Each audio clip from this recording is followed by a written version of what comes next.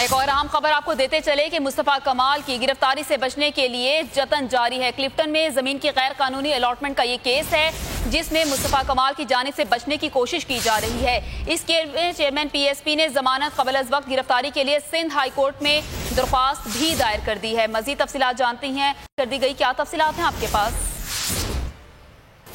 Sindh high court میں chairman P S P سابق city ناظم مصطفیٰ کمال نے ضمانت قبل از گرفتاری کے لیے درخواست دائر کر دی ہے۔ گرفتاری کا خوف جو ہے انہیں آج بالآخر عدالت لے آیا ہے اور مصطفیٰ کمال نے درخواست میں موقف اختیار کیا ہے کہ نیب کے تمام الزامات بے بنیاد اور من گھڑت ہیں، نیب کے ساتھ تعاون کے لیے تیار ہوں، نیب کی جانب سے گرفتاری کا خدشہ ہے، ضمانت دی جائے۔ درخواست ضمانت پر سماعت جو ہے اب سے کچھ دیر بعد جو ہے متوقع ہے۔ درخواست ضمانت پر سماعت جسٹس محمد اقبال کلہوڑو کی سربراہی میں 2 رکنی بینچ کرے گا اور سماعت جو ہے اب سے کچھ دیر بعد جو ہے باقاعدہ شروع کر دی جائے گی۔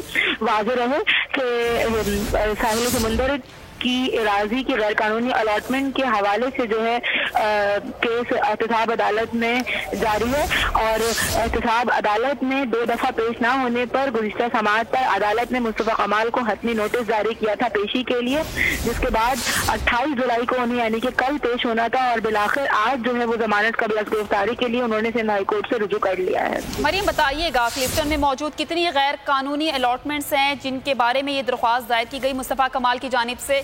اپنے تمام ناظرین کو بتاتے چلے کہ پی ایس پی کے چیئرمین مصطفیٰ کمال کی جانب سے سندھ ہائی کورٹ میں قبل از وقت گرفتاری کے لیے درخواست دائر کر دی گئی ہے۔